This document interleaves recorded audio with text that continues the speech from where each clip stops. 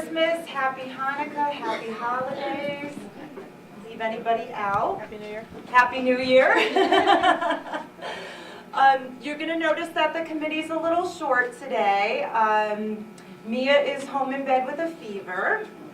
And for those of you who don't know, I hate to start off this meeting with some very bad news, but our fearless leader, Josephine Marr, lost her husband. It will be 2 weeks on Saturday, very suddenly. So she, of course, is not here. Our hearts go out to her. If you would like to send your condolences or a card, please see one of us committee members and we will give her contact information. So that is our sad news to start off with. But we still, she wanted us to continue, and so here we are. So I'm Kim with Connecticut In-Home Assistance. Good morning, I'm Joanne from V&A Community Healthcare and Hospice. I am Dawn with V&A of South Central, the social work manager. And first, we want to thank Hospice for hosting us today. It's a very lovely setting. I drove as the sun came up, and what a beautiful, just beautiful. So thank you very much. And we will hear from them in a minute. And also want to thank Synergy Home Care, Gordon Wall, and Talmadge Rehab. Is it Joanne that's here? Yes. She's way back there. Thank you, Joanne. So first, let me just get a few things out of the way. A few of you have been asking for directories, and I may not have answered you because I was away, but we have just, we met earlier this week. We will have directories out for next month's meeting, okay? So make sure I've got your card because this is how we update the directory. And also, do we have everyone's business card? Because we have two lovely gifts. You're gonna, and I will help you to your car. With my keys. Any other housekeeping, ladies? No. Okay. Restrooms are around the corner. You can go either way. Coffee and food is over here. I would like at this time to introduce our host today, this lovely group standing here from Connecticut Hospice. Thank you. Let's give them a big hand.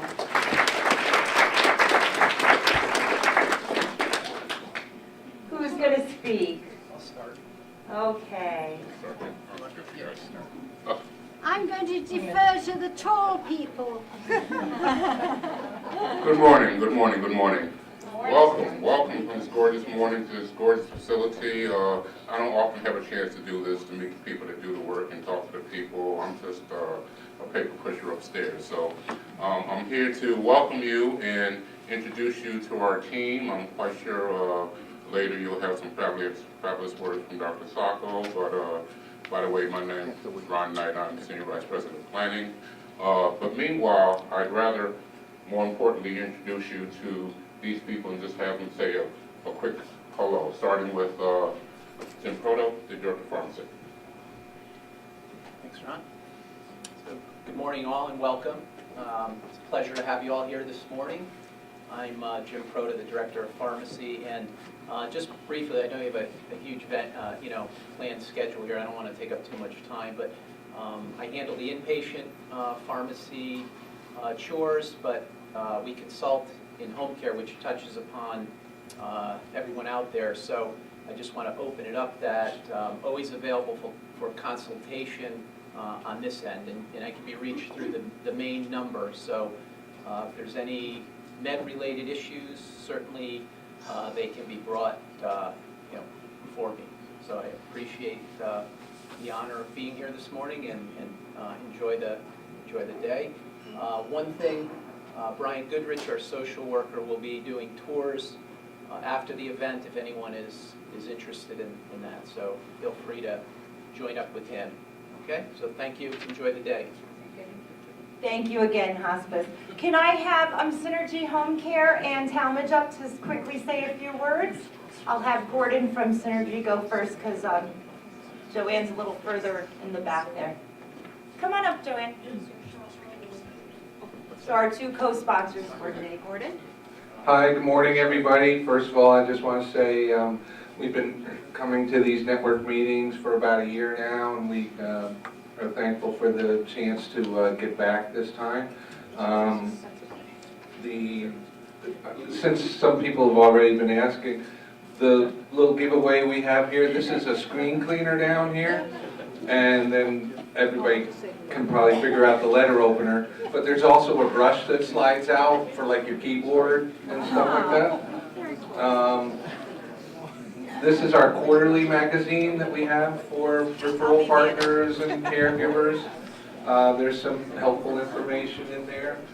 And also our flyer, and inside you'll see my personal mission statement.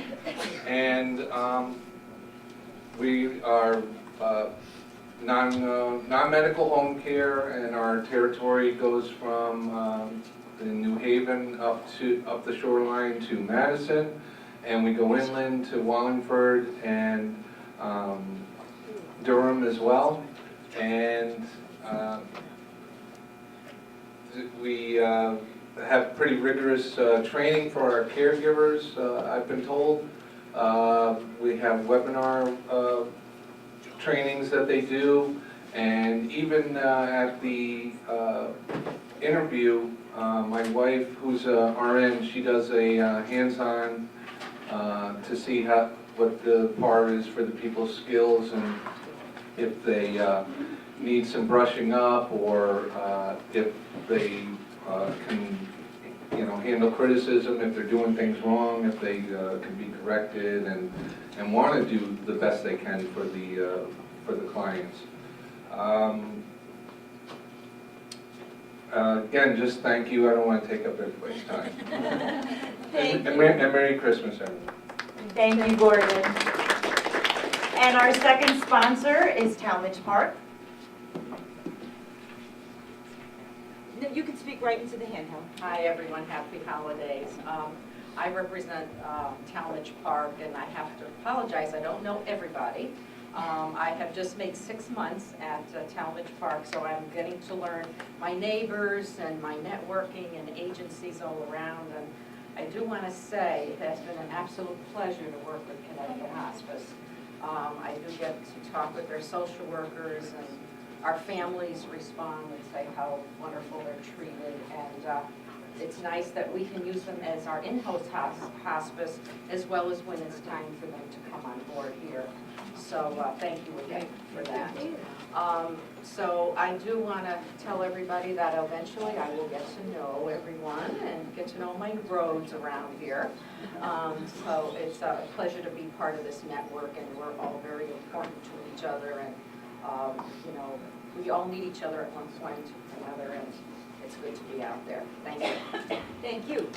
And before you leave, Joanne, we have two very nice raffle gifts. I'm going to have Joanne pick the first one. It is a beautiful holiday basket with lots of goodies. And it is Molly from VNA Community Healthcare.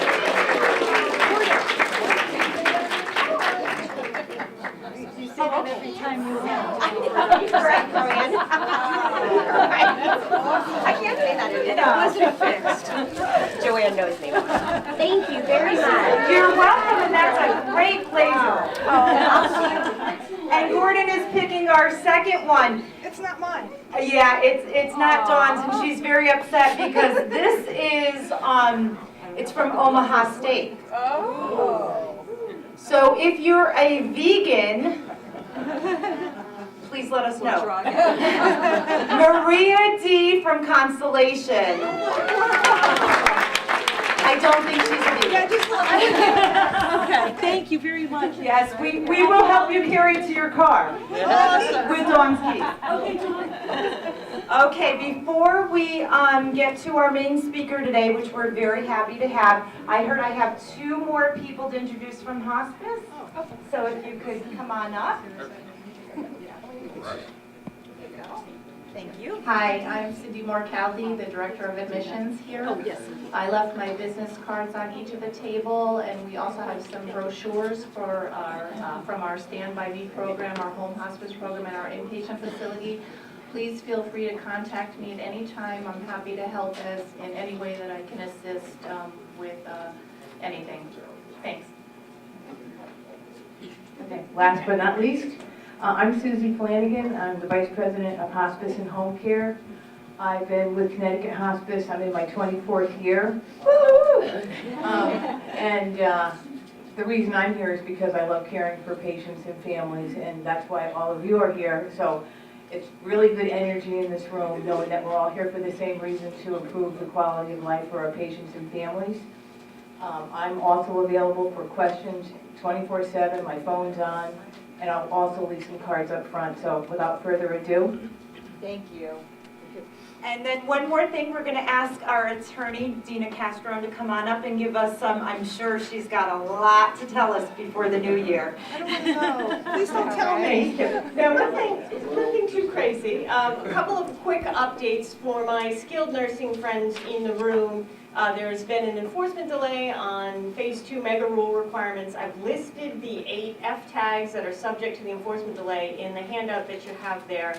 What's really important to know about this is that while there's a delay in the enforcement, you will still get a deficiency if you're doing something wrong, and you still have to do a plan of correction. You just won't be subject to a civil monetary penalty or denial of payment. So important to understand how that works. That happened the day after Thanksgiving. Thank you, CMS, for making me work the day after Thanksgiving. On November 30th, we also heard from CMS that they're canceling the mandatory hip fracture and cardiac bundled payment models, which have been controversial, but they're now canceled. And there were changes to the comprehensive care for joint replacement model that many of us have been grappling with. There have been some changes to that model as well. Primarily, the number of mandatory geographic areas has been reduced. And then finally, something that I think all of us will be dealing with, in April 2018, we've talked about this before, there's going to be a new Medicare beneficiary identifier, not using the Social Security number as the basis for the Medicare number anymore. This is good news in terms of identity theft for our patients and the folks that we serve. We got some more information from Medicare about what that will look like. It will be an 8-character number, letters and numbers. They will avoid using letters S, L, O, I, B, and Z because they're confusing. Sometimes they can look like different letters or numbers. And we will have a period of time during which is a transition where you can use either the old Medicare number or the Medicare beneficiary identifier. And I gave information about that last time, but I also can send you more information if you need more information about that. So thank you and enjoy your morning, and happy holidays to everyone. Thank you, Dina. And now I have the pleasure of introducing our main speaker, and I apologize, I couldn't find his bio on my phone. I was just going to pull it up. But Dr. Sacco, I kind of let him introduce himself, but he has a illustrious career, and we're honored to have him here today. So, and he's the Director of Palliative Medicine and Hospice here at Connecticut Hospice. Thank you, Dr. Joe Sacco. Thanks so much. My colleague Marcel is actually going to load my talk, but it gives me an opportunity to ask a question that I always like to ask an audience, and I apologize because this is not sort of a standard auditorium, so those of you who are in the back might not be able to see, and I don't know what to do about that. I don't know, maybe there's a way to shmush up front in some way. There's an empty table. There's an empty table here, and I don't bite. Doc, what is it called? It's called December 20 PP. So the question, and so the name of my talk today is palliative care, what is it really? Okay, italics on really. And so before I start, I would like to ask people just to yell out what palliative care is. Just yell out. What is it? When people say palliative care, what goes through your mind? End of life care. End of life care. Comfort care. Chronic care. Chronic care. Symptom management. Symptom management. Pain-free. Pain-free. I love it because you're walking right into the trap I set for you. What else? Gentle. Dental? Gentle. Oh, gentle. Be dental. Gentle. Okay. Okay. Marcel, am I able to advance my own slides? Yeah. As soon as I get it set. Okay. So I'll also tell you a moment about myself. I've been doing hospice and palliative medicine since 2004. Prior to that, I was basically sort of a funny kind of a fish. I was a family medicine hospitalist. I worked at Bronx Lebanon Hospital, which is in the South Central Bronx, from 1993, basically doing inpatient medicine and training family medicine residents in how to care for hospitalized patients. And I came to palliative medicine from my belief that the hospital really needed some form of end-of-life care. There's that expression, end-of-life care for people who weren't getting it. Okay, now I can advance? Yeah, but you have to click on the thing or you go. I have to click on the thing. No, I'm good with that. Or you can do it for me. I'll do it. Okay, next slide, please. First slide, next slide. So these are the answers that I typically get. Okay, so palliative care is comfort care, end-of-life care, pain management. My favorite one is what to do when there's nothing left to do. I used to get, when I started a palliative care consult service at the hospital, and I used to get calls from the residents saying, we need a palliative care consult in the ICU. And I'd always like to kind of goof around with the residents a little bit, and I'd say, well, what do you want me to do? And of course, they had no idea because they had just been told to call me by the attending, right? And they'd say, well, there's nothing left to do. And so I would say, so should I just sit at the bedside and surf the web for a little while on my phone and head out, right? So clearly there's a lot left to do. My slide answer is not here. And I don't know how to do this. There we go. So Marcel, it's okay, I'll do it. So I just want to be clear that, for one thing, palliative care or palliative medicine is a recognized medical specialty. Okay, so this is recognized by the American Board of Medical Specialties. I think it was in 2004 that they first recognized it, and I was boarded shortly thereafter. And now people who are boarded in palliative medicine are done so under the auspices of their parent board. So my parent board, for example, is family medicine, and I have a sub-boarding in palliative medicine. I think that the most important thing to understand is that this is a specialty that serves people who are seriously ill, okay? And I think that everybody in this room, in your head, knows what that means, okay? So when you picture someone who is seriously ill, I think we're all on the same page. Okay, so I'm talking about people who have chronic, progressive illnesses that seriously impair their quality of life and that are expected to progress over the course of time. And when I say the course of time, it may be months, it may be years, and that generally speaking are probably ultimately going to cause death. Okay? And I say probably ultimately because some people can be diagnosed with serious illness, such as, for example, cancer or heart disease, and get cured. You can get cured from cancer, you can get a heart transplant. People do get cured from this and return to their prior lives. It is definitely a multidisciplinary specialty. We involve chaplaincy, we involve the arts, we involve music, we involve social work, nursing, and so forth. It is patient and family-centered, and we all like to kind of carry on about, you know, things being patient and family-centered, but I think it's really important to talk about what that really means, and I'm going to do that a little bit more later. It is definitely inclusive of, although not necessarily, but inclusive of and complementary to conventional medical care. And I think that is another piece that really distinguishes palliative care from hospice to some extent, and I'll talk a little bit more about that later. But also I think it's another distinction that people need to understand, that it's not just end-of-life care, it's not just comfort care. It is a specialty that can include very aggressive medical care. Okay, so they're done side by side. And you know, sometimes it's not even done side by side. You know, I work with cardiologists and with pulmonologists and with oncologists, but oftentimes I provide medical care myself. Okay, I'm a regular doctor. I was a hospitalist. I'm a family doctor. I can hang antibiotics and read chest x-rays and that sort of thing. So I can conduct medical care at the same time as I'm providing other interventions that are more typical of palliative care. It is very much focused on helping seriously ill people and their loved ones understand what's wrong. Okay, so we are trained in how to talk to people, okay? And helping people understand what's wrong and helping people understand the likely course of their illness and what their options are for treatment, okay? So that can include everything from ultimately winding up, or I shouldn't say winding up because it implies a bias, but winding up in the ICU, and even, for example, on ventilator support, on pressor support, undergoing resuscitation protocols, and so forth.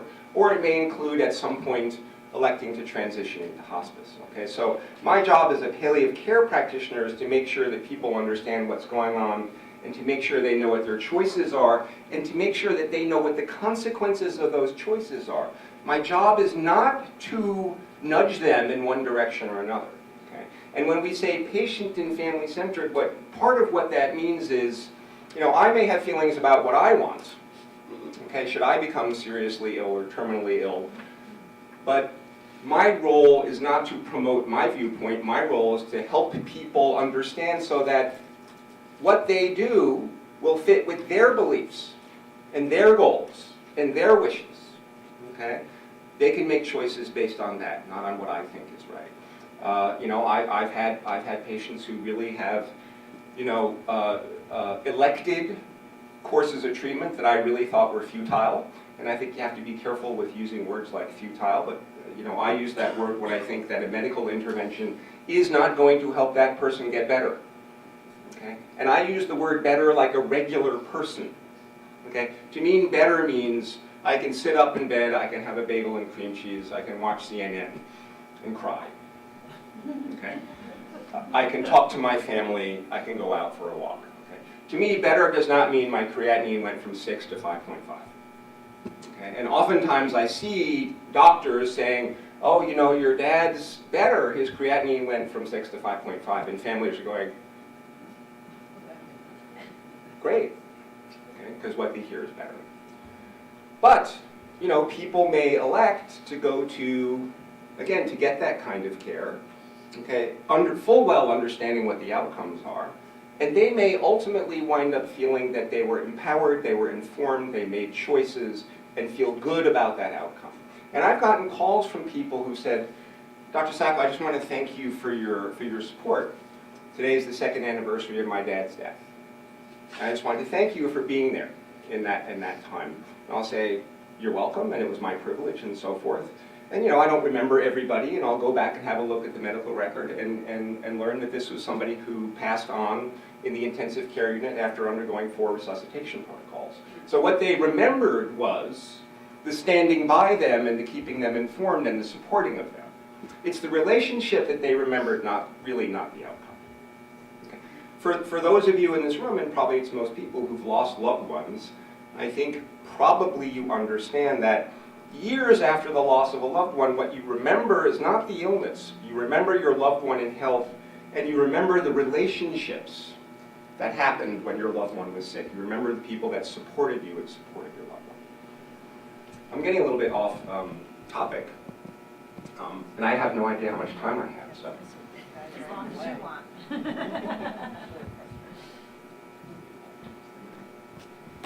So we are definitely expert at pain and symptom management, and I could do a whole other talk on pain and symptom management and sort of the problems that we are experiencing now in pain management in the context of the opioid crisis, and how sort of one and the other are not related. It is, and I think from what I said earlier, you understand that it's appropriate at all stages of treatment, okay? So we should be involved very early in diagnosis to help people understand their choices, as well as to help with pain and symptom management, or very late in the course of disease. I mean, typically we are called in very late in the course of disease because there's nothing left to do, right? But there's still a lot left to do. So you remember Venn diagrams from high school? Remember there's like the big circle, and then it had the little circle in it? They were called Venn diagrams. To me, palliative care is a Venn diagram, and hospice is a little circle that's entirely contained inside the bigger circle. Because so much of what is possible in palliative care, generally speaking, does not happen in hospice. And I'll show you a diagram talking about that a little bit. I've talked about how it's without an agenda. Okay? Now there are rare times when I, in fact, will be fairly forceful about my opinion, and I'll talk about that later. But really, I believe that my job is to inform people and not to push them one way or another.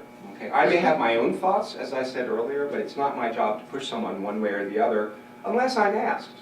Okay? And sometimes people say to me, well, what would you do? And I say, well, are you asking me as a doctor or are you asking me as Joe? Because if you're asking me as Joe, that's going to be very different. And people say, I'm asking you as Joe. So I feel free under that circumstance to volunteer an opinion. It is cost effective.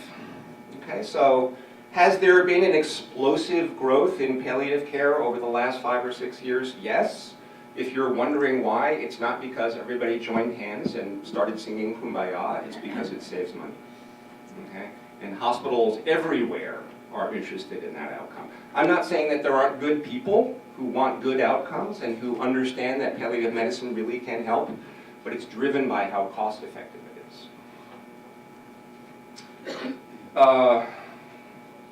I used to call people on the phone in the other specialties, and they were very skeptical. And they'd be like, well, I don't know if I want you seeing my patient. And now I'm really quite pleased because I'm calling people who formerly really weren't terribly collaborative, and they're saying, you know what, great, yeah, go do a palliative care consult. And these are oncologists and cardiologists and pulmonologists and so forth. And oftentimes I'll start out the conversation by saying, look, tell me what you're offering that helps. Okay? Because if you're offering something that helps, I want that to happen just as much as you do, and I can help the patient understand that it helps. Okay? So maybe I can actually promote a treatment rather than, the perception is that we're going to argue against treatments. And, people love us. Okay? There's a huge well of sort of public goodwill about palliative and hospice medicine. And patients and families they love the counseling, and they love the sort of being empowered to make choice. We get high quality scores across the board. I used to say when I was in the hospital, we had a small hospice unit. I used to say to the residents and the attendings in the ICU, I used to say, where is the irony that, everybody in the hospice unit passes away, and the patient and family satisfaction scores are 100% across the board, and you guys are down here breaking your backsides to save lives, and all the families are running off to patient relations and complaining. Why is that happening? I was about to say next slide. I don't know what happened to the font here. So you can't read it in the back. Palliative care helps so the definition of palliative care is that it helps seriously ill people understand what's wrong so they can decide what treatment they want. We also treat symptoms. This is so common sense that it leaves us scratching our head in wonder as to why such practice is not the norm. And parenthetically it says the reason, in short, that we don't is because of how doctors, hospitals, and suppliers are paid. Okay? And I'm not going to get into that. That's yet another talk. But it's all about fee-for-service, and it's all about DRGs. Okay, so previously, people thought of treat, stop, palliative care. Okay, so that's the comfort care, end-of-life care, and so forth. And this slide, courtesy of Diane Meyer, who is the emperor of palliative care worldwide, down at Mount Sinai, made this slide. So you see that you have diagnosis of serious illness, and then, people are just getting treated by their oncologist and cardiologist for a while, right? And then suddenly palliative care gets called. This is actually sort of relatively early compared to the standard. And we're there kind of counseling and helping and managing symptoms and co-managing our patients with the specialists. And then finally, finally we get to a point where pretty much people are saying, you know what, I don't want conventional treatment anymore, I just want comfort management, and that's what hospice is supposed to be. The reason that there's still a little bit of blue at the top for sort of conventional medical care as hospice doesn't necessarily mean that we don't medically manage people at all. So, I mean, when I manage heart failure, I'm managing people medically, because the medical management of heart failure helps them to feel better. If my objective at hospice is to help people feel better, I manage them medically in heart failure. I manage them people medically with COPD. Okay, we don't stop bronchodilators and so forth, because that's medical management. That's what helps people feel better. It's steroids, right? And I treat urinary tract infections. I'll treat bronchitis. I'll treat pneumonia. I'll do things like that if it'll help people feel better in hospice. Okay, and then we have life closure and bereavement. I love this cartoon. I think everything you need to know in life you can learn from the cartoons in the New Yorker, and that includes palliative care. So for those of you again in the back, here's a doctor talking to a patient, and the doctor is saying, "There's no easy way I can tell you this, so I'm sending to someone who can." And I love this cartoon. It's like 8 or 9 years old, but I love this cartoon because I'm like, wow, they recognize palliative medicine in the New Yorker. Because this is really a lot of what we do. You know, we're like, you're not explaining this right. Let us do it. Let's talk a little bit about sort of the overarching environment of medicine. Okay. So I happen to be a little bit privileged. I'm the medical director of a grant that's called the New York Reduce Avoidable Hospitalization Grant, and it's actually funded by the Centers for Medicare and Medicaid Innovation, which is part of the Affordable Care Act. And they've been funding demonstration projects across the country, hundreds and hundreds of them, to look into new forms of care delivery and new forms of healthcare reimbursement. So for example, bundled payments and so forth sort of came out under that. And we're looking at trying to prevent nursing home residents from being transferred to the hospital for acute conditions. We're trying to promote the management of nursing home residents who have COPD and pneumonia and other acute conditions on site. We're having some success. But I have a little bit of sort of the inside track at Medicare because it's a Medicare-funded grant.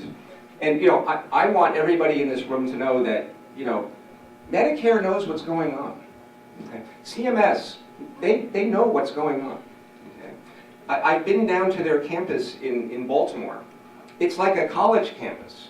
And you know, they have the armed guards and the mirrors and the blast gates and all that stuff. I mean, this is serious business. And the folks who you meet down at Medicare are just like us. They are smart, dedicated, thoughtful, hardworking people, and they know what's going on. Okay? They know where the dollars are being spent. And the dollars are being spent in chronic conditions. Someone earlier said chronic illness. Okay, so you can look this up online. They provide this data to the public. So this is a whole publication on chronic conditions among Medicare beneficiaries. So where are the dollars going? 2/3 of Medicare beneficiaries have multiple chronic conditions. Again, you can't read it in the back, so I'll read it. Beneficiaries with multiple chronic conditions were more likely to be hospitalized and had more hospitalizations during the year. There was a steady increase in post-acute care services, okay, so in services after hospitalization as the number of chronic conditions increased. So we're talking about home care, home hospice care, skilled nursing facility, Part A stays, residential stays. Beneficiaries with multiple chronic conditions were more likely to visit the emergency room and had more ER visits during the year. In 2010, and I'm sure there's more recent data now, beneficiaries with multiple chronic conditions accounted for almost all Medicare hospital readmissions. Beneficiaries with multiple chronic conditions accounted for a underlined italics in bold disproportionate share of Medicare spending. They know. Change is upon us. Okay, so as you know, CMS issues these sort of rules that are 1,000 pages long with all these different type fonts, and you've never read one from beginning to end. I don't think the person who wrote them has read them from beginning to end. But they're serious. They're serious, okay? And so here's one from fiscal year 2016, final inpatient and long-term care hospital policy and payment changes. The final rule includes policies that continue a commitment to increasingly shift Medicare payments from volume to value. Okay? So what are they saying? They're saying, you know what, gang? We at Medicare understand that fee-for-service is winding up with a lot of money being spent and not a lot of quality coming back. And we are looking at ways to shift from volume to value, to outcomes. And a lot of what CMMI is doing, and the grant that I'm working on, in fact, is working on that. What is Medicare trying to do? Medicare is trying to stop paying for episodic, fragmented, intervention-oriented, non-patient-oriented, non-health-oriented medical care that rewards itself, costs a lot, and often does not benefit patients, to paying for patient and health-oriented care that rewards communication and outcomes. Because people with chronic illness account for most Medicare spending, that is the patient that will be targeted. Okay? So what are they really saying? They're saying, you know what? It's the seriously ill people out there whose care is going to have to start to change. And it's not because they're evil about money. It's because they recognize that they're not getting good return. Okay? And they recognize that many, many people are not being well served. Like I said, there could be people from Medicare here and you wouldn't even know. They look just like you.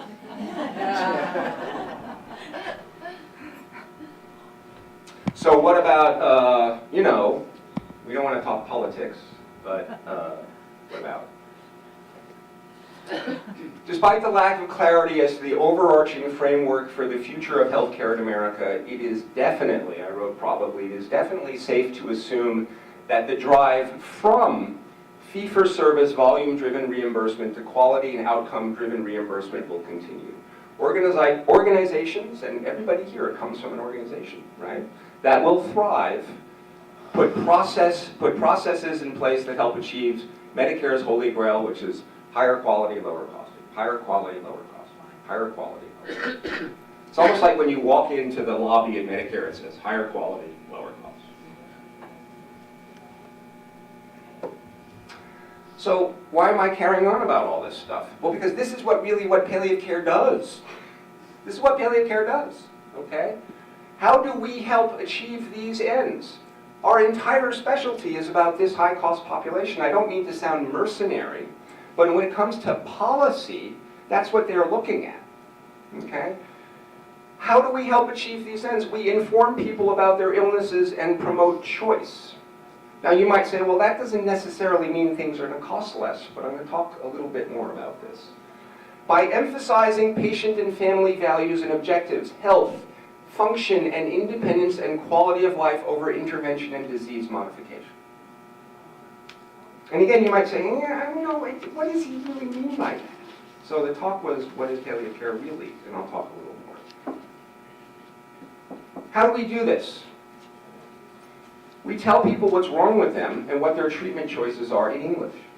Plain, ordinary English. In the Bronx, we use a lot of Spanish. Okay? And maybe in Connecticut, too. I remember being in the ICU at Bronx Lebanon, and Bronx Lebanon is a really terrific community hospital. It's also really big. It's 800 beds.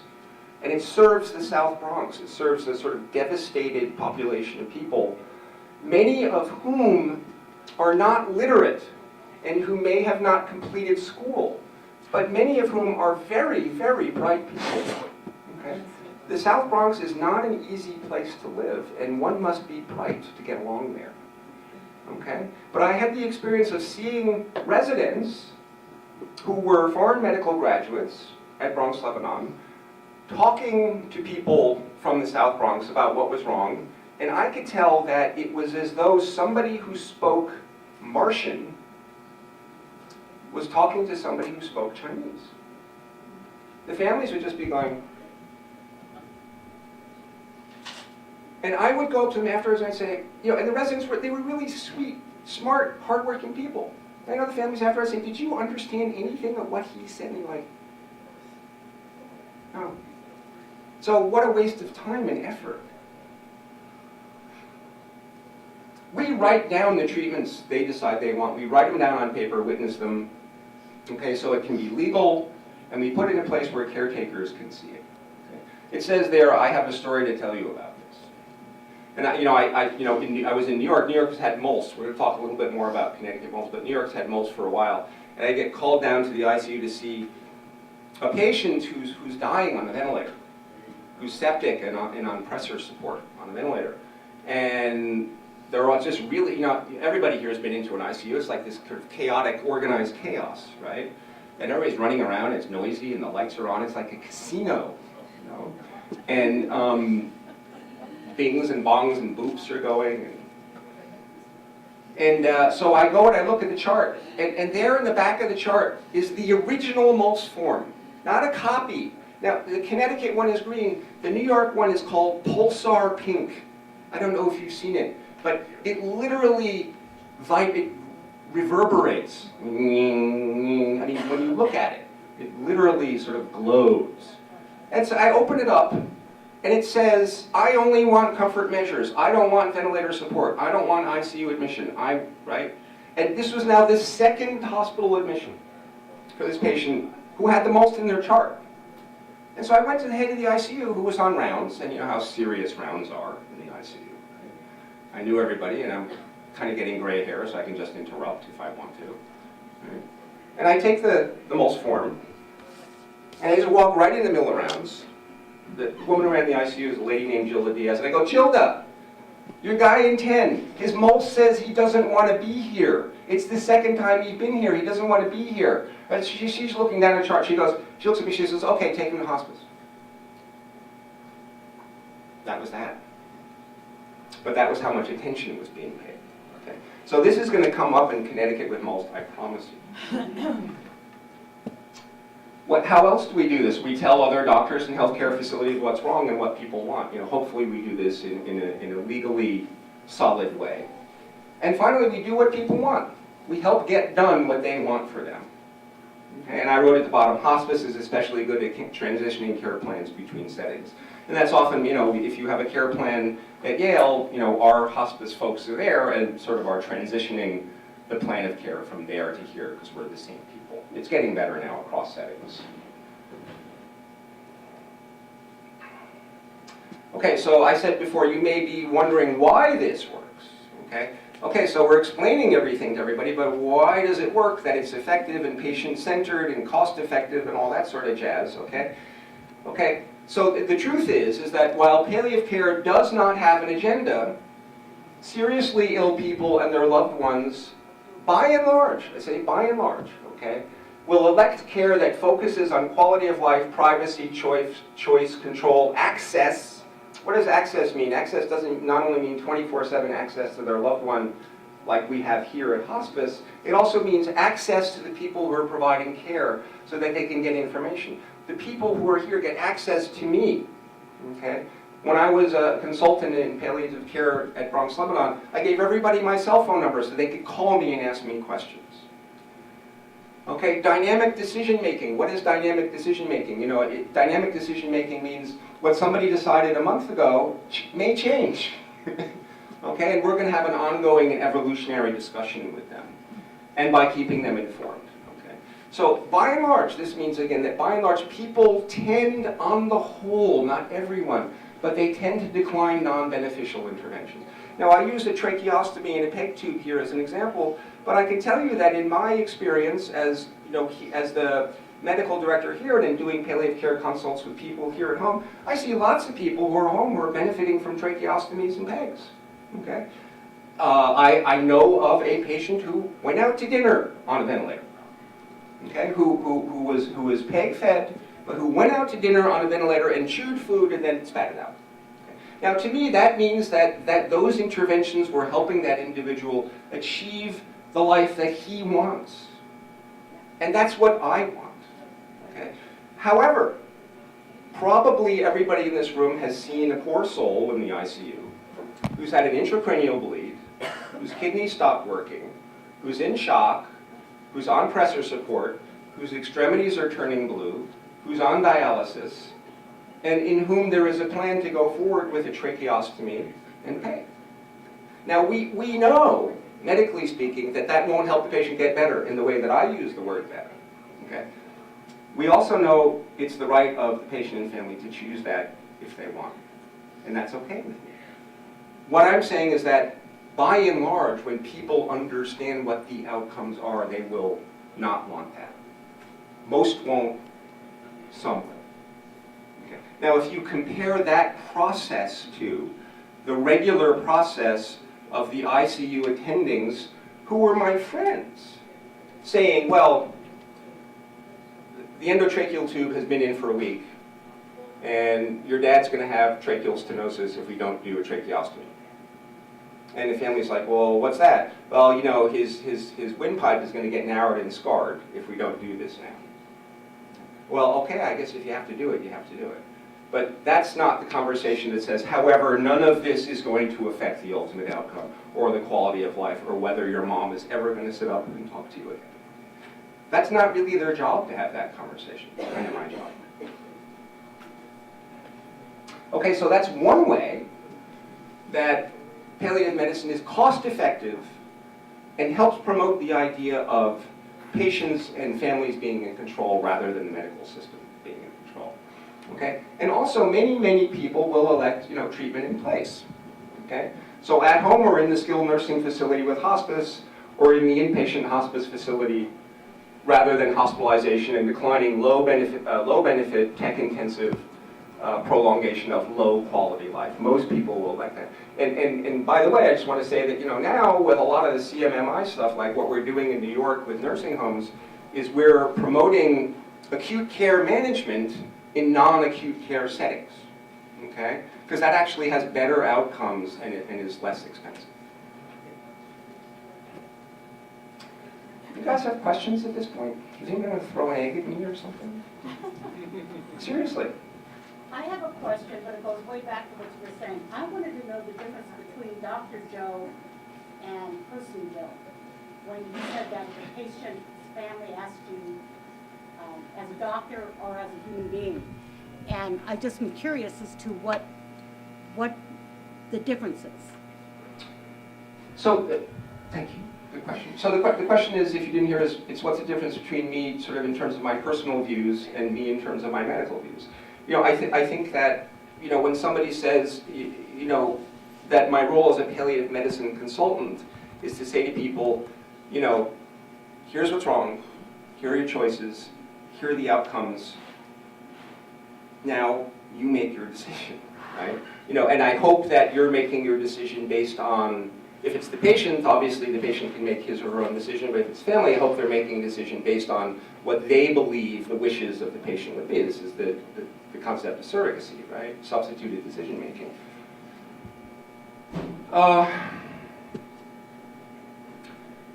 You know, for me personally, I think that, you know, I have clarity, personally speaking, that, you know, should I be in the ICU with an intracranial bleed and renal failure and sepsis and stage 4 disease, and if the likelihood of my survival to discharge is less than 1%, and if the likelihood of my recovery is 1/10 of that, then I'm going to say, don't do it. I also know that, you know, I mean, I've never been in this circumstance, personally, and who knows what I'll say, but as a healthy person right now, I believe that's what I would say. And, you know, the way I might frame that to a family is by saying, you know, we can prolong your loved one's life in terms of having a pulse and a blood pressure and a respiratory rate, but we can't make your loved one better, ever. And to me, that choice is fairly clear. And by the way, our ability to prolong your loved one's life may be very limited. You know, we may be talking about 2 weeks versus 2 days. Okay, and those 2 weeks and 2 days are going to be the same. It's going to be coma. So to me, it feels like that's not what I would want. But people have all kinds of reasons. I mean, I've had people say to me, and I respect this, I've had people say, you know, I've said to people, why won't you let me manage your pain? You're in so much pain. Why won't you let me manage your pain? And I'm thinking, they're afraid they're going to get addicted. People say, well, you know, Jesus suffered and I want to suffer, to have solidarity with Jesus. I mean, you can't know. But yes, so does that answer your question? All right, I don't know where we stand with time. If you could, it's up to you. We usually tend to end around 9:30, which is getting close to. but certainly those who can stay, we'd like you to stay and finish, so maybe if you. Well, I'll just blather on. About 10 more minutes and then quick Q&A, 5 Okay. more minutes. So I'm a little bit anxious about this because Suzanne is here, but I'm so excited about MOLST. And the last presentation I went to and listened to was about MOLST, but they had to scroll sample across it, so I couldn't use it. But, I want to say that Pulsar Pink really catches your eye and makes you have to look away. This is a good color too. But there it is. It's very similar to the form that's used in New York. This form is yours to keep with you. Bring it to all medical appointments and admissions to healthcare facilities. So, Suzanne, I know you're here. I just want to say that asking people to have the original form was a mistake. Sorry. It just, you know, in New York, it's copy is made of copies made of copies. And people are like, where's the original? I don't know where the original is. So it's hard, you know, it's hard when you bring the original to the ICU to get the folks in the ICU to give it back to you when you get discharged.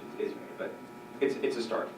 So I wrote here it's very granular. I love the word granular. I've been using it a lot lately. But it really gets into the details and weeds of what people want. So I sort of magnified some of it. And I'm really excited about this, but I magnified some of this just to show you that it really does have, you know, goals of treatment, no limitations, limited medical treatment, comfort care only, perform CPR, do not perform CPR, transfer to hospital, etc. Use invasive airway management or mechanical ventilation. Okay, so that's great terminology. Use invasive airway management. We know what that means. I promise you that no one else knows what that means. Again, and I know that you know the form is very much like other forms across the country. But if I wasn't a doctor and somebody said to me, do you want invasive airway management, I would picture like a platoon of soldiers crashing into my house and choking me, I guess. It's kind of like that.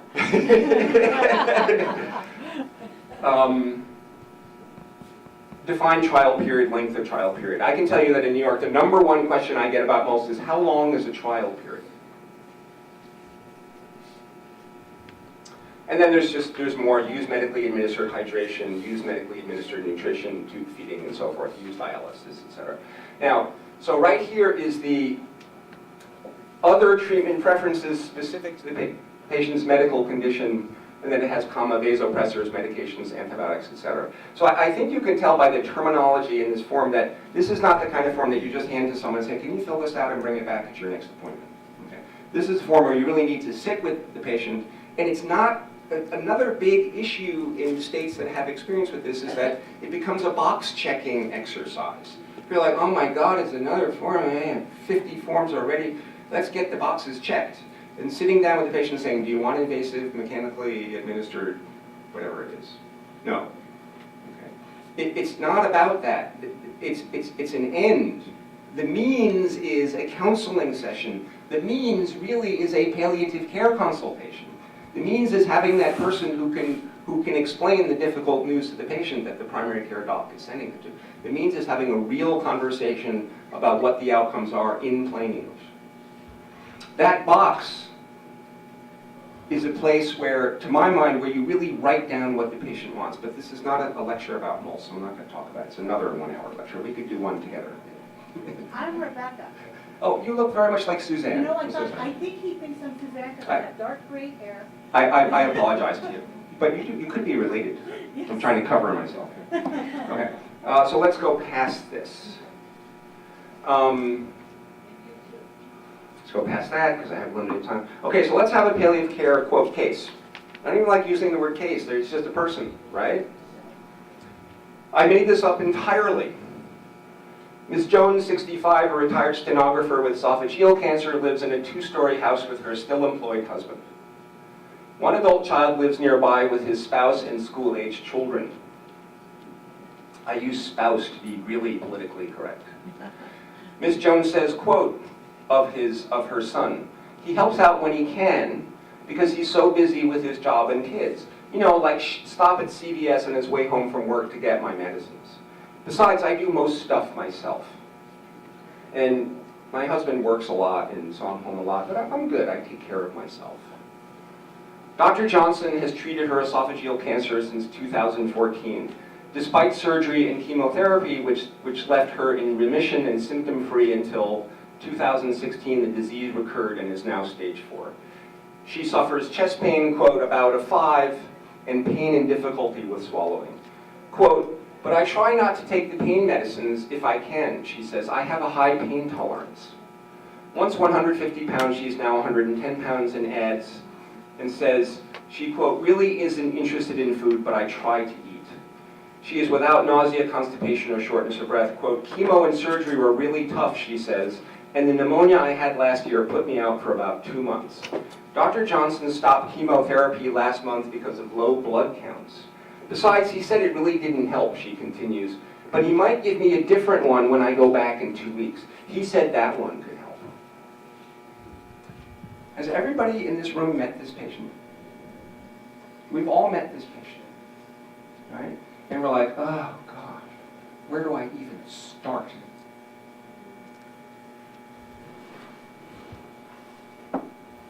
What are her issues? How informed is she about her illness? Doesn't sound like she's very informed to me. Okay. Does she understand it's terminal? Does she understand that chemo, if offered, may be of little benefit and significant harm? Okay. And I get on the phone with wonderful oncologists all the time. And I say, well, so the patient said that you told her that she might be a candidate for chemotherapy and it might help. What does that mean? Give me the hard data. Well, the data shows that there's a 15% chance of a 6-week prolongation of life. That's doctor-to-doctor talk, but that's not the patient's understanding. Help is another word like better. It's real to people. Is she making her own choices or simply doing what Dr. Johnson says? Does she want, quote, everything done? Get that all the time, I want everything done. Okay. Do her husband and son influence her treatment decisions? Okay, so what's going on between the lines? Okay, this is the psychosocial and social work component of this. To what extent is she making choices based on what's the family dynamics and so forth? Okay. How well managed are her symptoms? Are her providers experienced at symptom management? Does Dr., I forgot what his name was, Dr. Johnson, does Dr. Johnson, he or she, know how to manage pain? You know, I'm getting people all the time who are like, I'm not prescribing any more Percocet because the opioid crisis. I'm like, the opioid crisis and Mrs. Jones have nothing to do with each other. And I'm gonna start screaming if I hear that again. Sorry, gang. The opioid crisis is real, but these are two separate things. Okay? Why does she resist pain medications? You know, I can tell you that when I worked in the Bronx, that there were many, many families who had been devastated by drug use. Devastated by drug use. And their belief was that the use of pain medications would lead to their own addictions and death. Okay? And I had to anticipate that concern and address it with them so that they would be more open to pain management. Okay, and there's my little question about the opioid crisis. Is that interfering?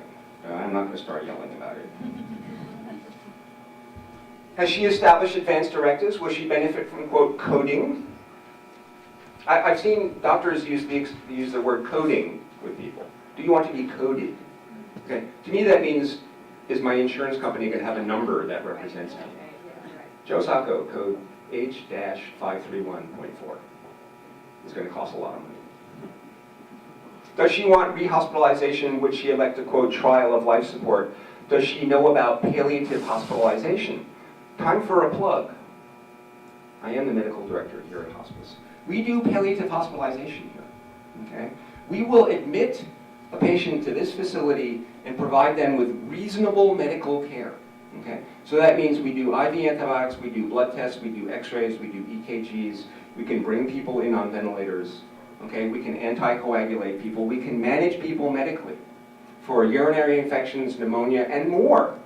It's not going to be as aggressive or as intensive as it is in an acute care facility, and I have to be very transparent and above boards with my patients and families as well as all of you about what we can and can't do. We don't have 24/7 access to labs, and we don't have overnight access to on-site practitioners, okay? But we also let people, we call in our orders at night, okay? But we also let people sleep at night. We turn out the lights. Nobody ever gets woken up for vital signs, okay? Nobody ever gets woken up for 5 a.m. bloods. You can eat whatever you want to eat, whenever you want to eat it.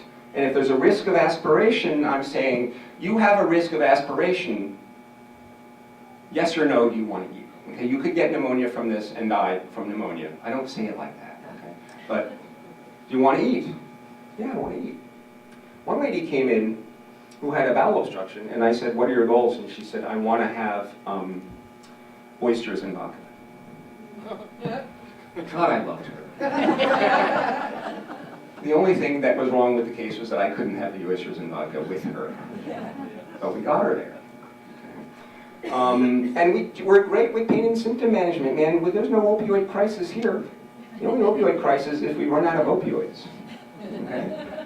You know, and I'm not saying that we snow people, but we manage pain, we manage nausea, we manage shortness of breath. Look how pretty it is out there. When my first day here, it was in April, there was a patient on the deck, in a bed, with sunglasses. And I couldn't believe it. I mean, I was working in the South Bronx. I love the Bronx, I love the South Bronx, I love my patients, I love the hospital, but it's a little gritty. And I took a picture and I sent it to my friends in the Bronx. They were like, oh my God. I want to come there now, I want to be a patient there now. Okay, so we do palliative hospitalization. What arrangements have been made for the fact that this woman is going to get sicker? She's thinking, well, I'll go back to Dr. Smith and he'll give me treatment, but is she thinking 3 months or 6 months past that? Has anybody talked to her about that? Okay, will her husband and son care for her when she becomes incapacitated? Does she have Title 19? And how many times have we heard people say, well, you know, Medicare will pay for that? Right? So when I need to be in a nursing home, Medicare will pay, right? And you want to bang your head against the wall. Quick note on trial period, I can't help this because it's going to come up on most. What I say to people is, if you want the most aggressive care, okay, but you don't want to die in a coma in the ICU, but you're also not ready to sign DNR and go into hospice, there's got to be a middle ground for you, okay? And that middle ground is, put me in the ICU, let them do everything they possibly can to keep me alive, medically speaking. And if, after a period of time, the doctors are saying, we really tried, we really did, we did everything possible to help your loved one get better, and it's not working, and we believe at this point that it won't work, and that their death here, their decline in death here is inevitable. If that's what you're hearing from the doctors, pull the plug. That's a trial period. It's not 3 days, it's not 5 days, it's not 7 days, it's not 10 days. It's enough time to go by for people to say, we really, really did try. It's not working. Okay? So what are your recommendations then in that? I mean, you have to put something. My recommendations are that you get as granular as possible in that box. That literally you write down the very specific wishes. And we can, you know, I mean, I'm not going to be collaborating with you, and I apologize again, but maybe with Suzanne about sort of how to really make most work. Well, I'm on the task force. So. Well, see, I wasn't that wrong. So, I'm sorry, I'm going to rush through this. What can palliative care do for her? So we can liaise with her oncologist. We can provide accessible information as to treatment outcome. Accessible is an important word. Accessible to me means understandable. I want you to know, I kind of can't read poems because I wind up scratching my head. And somebody once said to me, well, these poems are really accessible. And what she meant was even somebody as stupid as you can understand what they're trying to kind of convey, like dirty limericks. So what's an example of accessible information? Quote, I spoke to Dr. Johnson. He feels you are too weak to have more treatment right now, but might reconsider if you get stronger. But it is important for you to know that even if he can treat you, the new chemo will have the same side effects you remember and may not help at all. Even if it does, it will only help a little bit. Now that may sound like I'm putting the feather on the negative, but it's truth. It's the truth. Or, I spoke to Dr. Johnson. He feels you are too weak to have more treatment right now, but is optimistic that if you get stronger, more treatment will help you to feel better and live longer.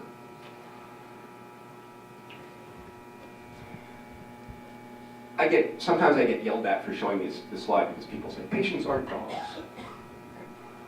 Remember Gary Larson who did The Far Side years ago? So what we say to dogs, okay, so the owner is saying, okay, Ginger, I've had it. You stay out of the garbage. Understand, Ginger? Stay out of the garbage or else. Now what does Ginger hear?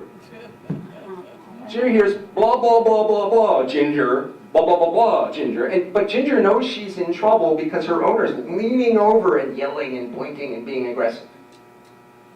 It's like the poor family in the ICU who hears, you know, your dad's creatinine went from 4 to 6 and we're considering putting in Shiley to initiate dialysis.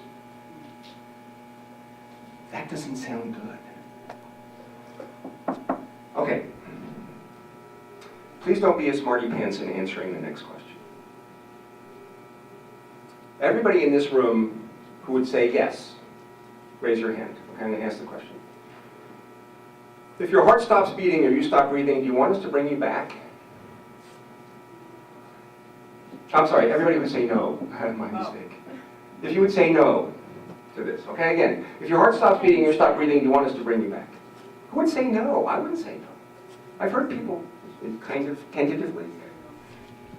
A lot of cynical people when you do this for a while.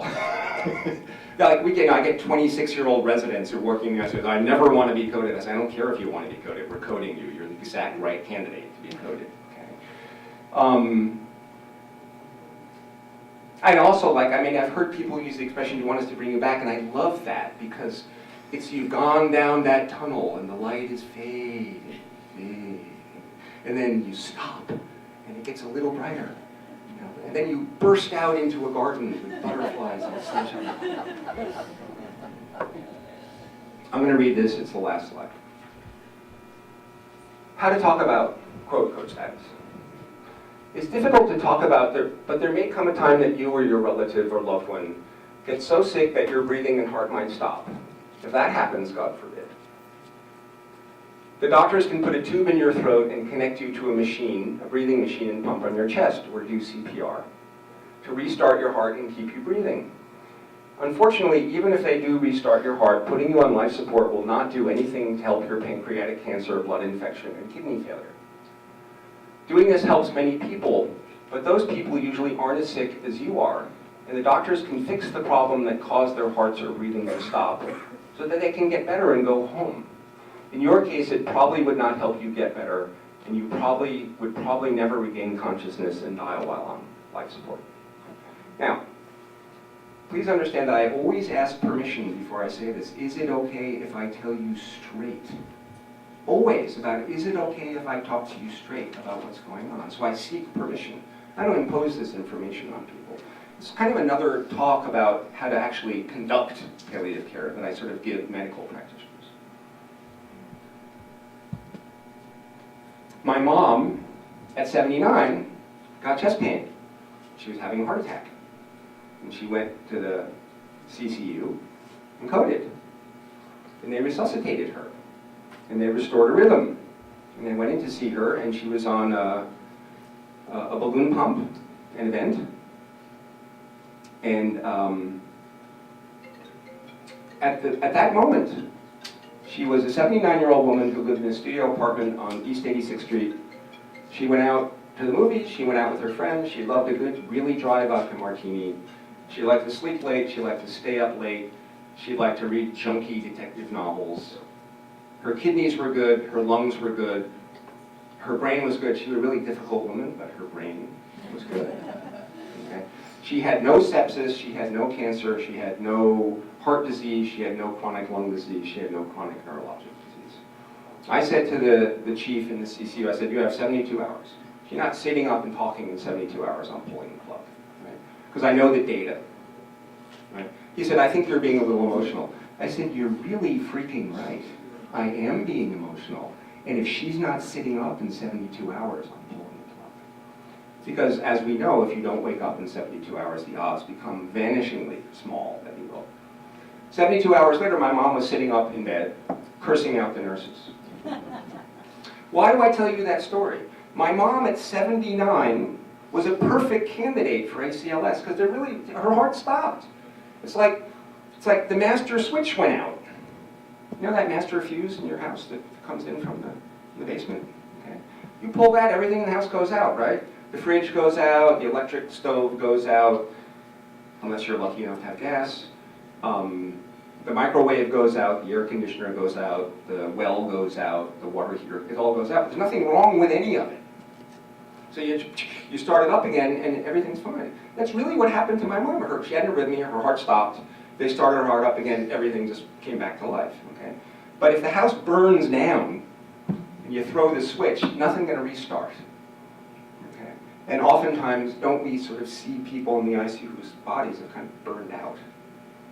It's a matter if we restart the hearts. So that's the end of my talk. What questions do you guys have? Please, ask me questions. The example that you gave about not seeing the moles, is that because, you know, they're like an emergency situation and they don't check that out, or? Please don't give them that much credit. So the question was, in the example where they didn't see the moles, is it because it's an emergency situation and they don't have time? It's like, you know what, this is their job. They should be paying attention.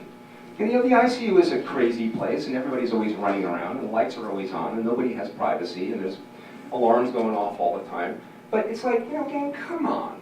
Like, the moles was in the chart. Like, did you not review the medical history? Did you know? I mean, I kind of got pissed with them because, again, I'm kind of getting old and I can get pissed with them. You know, like, what are you doing? So the answer is, yeah. I mean, are you busy? Yeah. Okay, does that give you an excuse not to do your job properly? No. Okay, there you go. I mean, maybe 30 years ago I would have been, oh, you know, I know you guys are busy.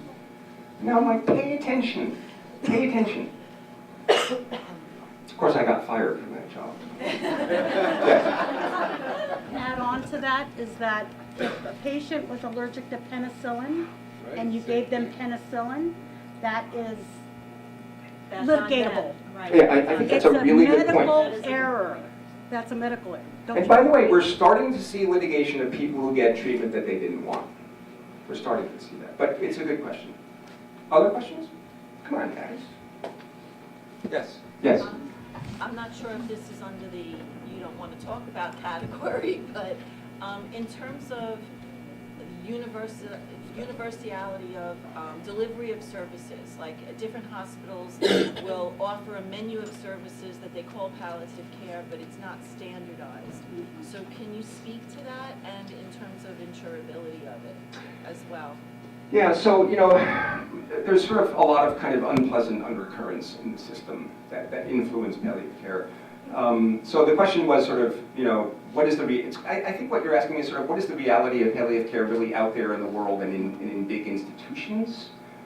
Kind of, am I understanding? My understanding, hospitals offer it as a service. They have their palliative care department. Right. But hospital A's and B's and C's may offer different things under the umbrella of it without really specifying what they're offering, and it may be different. Right. So I think you're very right. You know, in some places, you know, palliative, you know, they'll say we have a palliative care program, and really it's a very harried APRN who's 30% time devoted to palliative care and has a full panel of patients. And it's a 400-bed hospital, and there's just no way that a person like that can really cover it. You know, Yale New Haven has a real palliative care team, okay? But even that said, you know, Yale New Haven is a referral center, Smilo Cancer Center is a referral center, and, you know, and their ability to access patients is dependent on their being called by conventional practitioners. It's not sort of like, there's no trigger for palliative care people to come in and really have an influence pretty much anywhere that I know on the outcomes of a patient. So I think it's still developing. And I think it's still very variable, and I think that oftentimes that, you know, it needs to be sort of grassroots, like it really needs to be the patient and family saying, I want a palliative care consult for my mom. And I've actually had the experience where people say, well, you know, I asked for a palliative care consult, but my mom's oncologist said, no, not now, it's not time. Right? And I said, well, you have to go back and tell him, too bad, it's time. Okay? And he needs to know, or she needs to know, that calling palliative care doesn't mean that chemotherapy won't happen. It means that you and your mom will decide whether or not chemotherapy is the right thing. Okay? And by the way, you know, you should know that, you know, hospitals get paid based on DRGs, by and large, right? So let's take the tracheostomy and feeding tube, okay? Which again, I want to be clear, I'm not throwing the baby out with the bathwater, but there are circumstances where it doesn't benefit people, okay? So Nirvana, the Nirvana DRG for a hospital is 96 hours on a ventilator, followed by a tracheostomy, followed by a second surgical procedure. That second surgical procedure tends to be a feeding tube. Okay. Now let's remember that when calculating hospital reimbursement, that prognosis is not taken into account, okay? So we can take somebody who's been 96 hours on a ventilator, do a tracheostomy, and do a feeding tube, and the patient can die the following day. And everybody in the ICU, everybody who's caring for that patient can know that was the outcome. And that doesn't change the reimbursement. Okay? How much is that diagnosis worth? Does anybody know? So the family is gold. To the hospital. It's gotta be in the $10,000 to $50,000. It's worth about $230,000. Take the tracheostomy and the take away, and it goes to $80,000. So do healthcare institutions have a financial incentive to provide services that they know won't benefit patients? The answer is yes. Okay? Look, the CFO who I worked with at Bronx Lebanon is a great guy. I mean, he brought his dad to Bronx Lebanon when his dad was having a heart attack. He's a really nice guy. He has nursing pensions to pay. He's got poor children to vaccinate at no cost. He's got undocumented immigrants to provide dialysis to. I mean, he's got a lot to do that benefits a lot of people. But if you go to him and say, is it okay with you if I yank $150,000 from the reimbursement of 15 patients in the ICU because it's what their choice is that okay with you? He's going to go, I quit. Okay, and that's a whole other talk. So thank you. Thank you. You can leave it on. You're Brian, right? Can we have a round of applause again for Dr. Sacco? And Marcel, who's been taping here for us. Hold the applause and just send us patients. In lieu of applause, we'll take patients. And thank you again to Connecticut Hospice for hosting. We have Brian from social work who's going to provide some tours with us. So if you have time, please do that. Also on your tables, please take the information that our host and co-host provided. And there are white or red Christmas cards with candy canes. Again, as the committee, we wish you a very, very Merry Christmas. And there's a PowerPoint as well. And Joanne's going to tell us where the next meeting is. So, the next meeting will take place at Regency Health and Rehab in Wallingford, and the speaker will be State Representative Craig Fishbein. So we hope to see you all there. Have a wonderful holiday and a happy, healthy New Year.